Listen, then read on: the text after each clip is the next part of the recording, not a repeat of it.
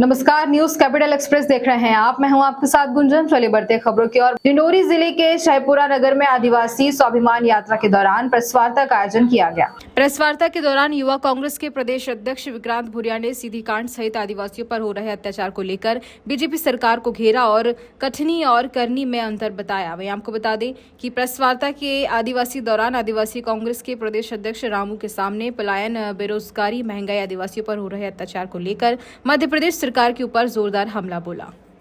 और बीजेपी की सरकार पिछले 80 दिनों से चुपचाप मौन व्रत धारण करके बैठी हुई है। मध्य प्रदेश में सीधी में साथियों, आदिवासी स्वाभिमान यात्रा सिर्फ एक यात्रा नहीं है, ये पूरे आदिवासी समाज के स्वाभिमान की लड़ाई है, आदिवासी समाज की सोच की लड़ाई है, आदिवासी समाज की पहचान की लड़ाई है। जिस तरह से पूरे मध्य प्रदेश में और पूरे देश में लगातार आदिवासियों पर अत्याचार बढ़ते चले जा रहे हैं, एक भी दिन ऐसा नहीं जा रहा जब आदिवासियों पर अत्याचार होने की खबर सबके सामने नहीं आती है। मणिपुर कांड में आप सब ने देखा किस तरह से हमारी बहनों का शोषण करा गया, तब भी केंद्र सरकार और नरेंद्र मोदी जी चुपचाप बैठे रहे। आपने सीधी कांड देखा, जिस तरह से बीजेपी के लोगों ने एक आदिवासी पर पेशाब कर दी और बीजेपी के लोग जो वहाँ के विधायक हैं वो उसी व्यक्ति जिसने पेशाब करी उसको बचाने में लग गए। इससे पहले नेमावर कांड हुआ, जब हमारी 5 बहनों को, 3 बहनें, एक छोटा भाई और एक उनकी माताश्री को जिंदा गाड़ दिया गया। 2 महीने तक वो दर दर भटकते रहे, उनकी बहन भारती भटकती रही, उनने पद यात्रा निकाली, पर किसी ने सुनवाई नहीं करी जब तक कि हम लोग उसके लिए पूरी ताकत से लड़ाई लड़ने के लिए मैदान में नहीं आए। नेमावर कांड के बाद नीमच कांड में हमारे एक आदिवासी कन्हैयालाल भीड़ को गाड़ी से बांधकर जमीन पर रगड़ रगड़ कर मार डाला गया और बीजेपी का सरपंच मनोज का इसमें नाम आया। लटेरी कांड, विश्व आदिवासी दिवस 9 अगस्त के दिन ही लटेरी में जब कुछ आदिवासी अपने वन पर अधिकार के लिए वहां लकड़ी काटने जाते हैं, एक दाग का मरण का कार्यक्रम के लिए, तो वनकर्मी उन पर गोली चला देते हैं और उसकी मौत हो जाती है। साथ में गुना में जब खुद की जमीन की बात आती है, तब राम प्यारी बाई खुद की ज़मीन पर जब खेती कर रही होती है तो दबंग उसको सबके सामने आग लगा देते हैं, उसका वीडियो बना लेते हैं। सिवनी में बजरंग दल के कार्यकर्ता 2 आदिवासियों को पीट पीट कर मार देते हैं और जो एसपी बजरंग दल के कार्यकर्ताओं के खिलाफ कार्रवाई करता है उसका ट्रांसफ़र कर दिया जाता है। मकसद बीजेपी का साफ है कि आदिवासियों को पूरी तरह से ख़त्म करना। और आदिवासी कैसे ख़त्म होंगे? जब उनकी पहचान को वो ख़त्म कर देंगे। और इसी पहचान की लड़ाई को हम लड़ रहे हैं। हम आदिवासी हैं, इस देश के मूल निवासी हैं और बीजेपी और आरएसएस हमको वनवासी कहकर बुलाती है।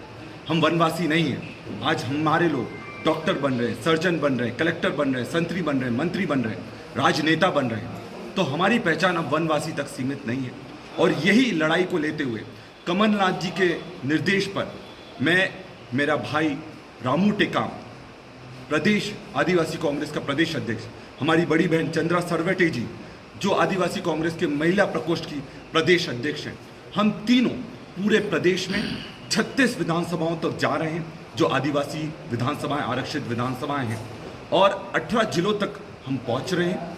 और 20 दिन की यात्रा में 2200 किलोमीटर का दूरी हम तय करेंगे।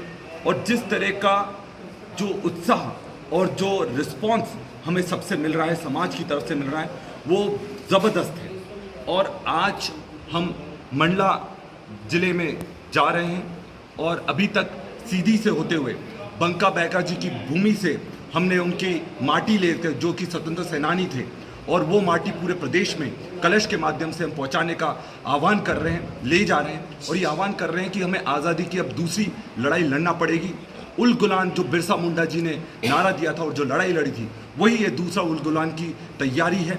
और कोशिश है कि आदिवासी समाज अपने स्वाभिमान के लिए पूरी ताकत से लड़ाई लड़ने के लिए सड़कों पर आए। और बीजेपी जिस तरह से हर शोषण में बीजेपी वालों का हाथ आ रहा है, तो बीजेपी को तगड़ा आने वाले समय में जवाब दें। आप लोगों के माध्यम से कहना चाहता हूँ, चूँकि आदिवासी कांग्रेस का प्रदेश अध्यक्ष हूँ और लगभग आदिवासी क्षेत्रों में मैं भ्रमण कर रहा हूँ, कई जगह जा चुका हूँ, तो आदिवासियों की सबसे ज़्यादा समस्या पलायन की।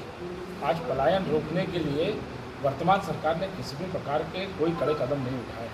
आज सबसे ज़्यादा मजदूर हमारा महाराष्ट्र में जाता है, कर्नाटक में जाता है, राजस्थान में जाता है, हैदराबाद में जाता है और उसको उसकी मेहनत का पैसा भी नहीं मिल पाता। उसके साथ में वहाँ पे भी उसको ठगा जाता है। शिवराज सिंह चौहान जी लंबे समय से यहाँ के मुख्यमंत्री रहे हैं, लेकिन रोजगार के अवसर वो उपलब्ध नहीं करा पाए। रोजगार को लेकर के वो विफल साबित हुए। और रही बात शिक्षा की, तो शिक्षा के ये हालात है हमारे सरकारी एजुकेशन की कि आज स्कूल है लेकिन मास्टर नहीं है। अगर कहीं पे एक टीचर है तो उसके पास में 2-2 स्कूलों का प्रभार है और कई जगह तो हम अतिथि शिक्षकों से काम चला रहे हैं। तो इसका मतलब ये है कि हम लोगों ने कोई नई भर्तियाँ की नहीं शिक्षा में, और ये लोग दावा करते हैं कि हम आदिवासियों को आगे बढ़ा रहे हैं। और आदिवासी ग्रामीण अंचलों में सबसे ज़्यादा सरकारी स्कूलों में किन के बच्चे पढ़ते हैं? आदिवासियों के, पिछड़ों के, दलितों को। लेकिन ये केवल पढ़े लिखे मजदूर बनाना चाहते हैं, उनको गुणवत्तापूर्ण शिक्षा देना नहीं चाहते। ये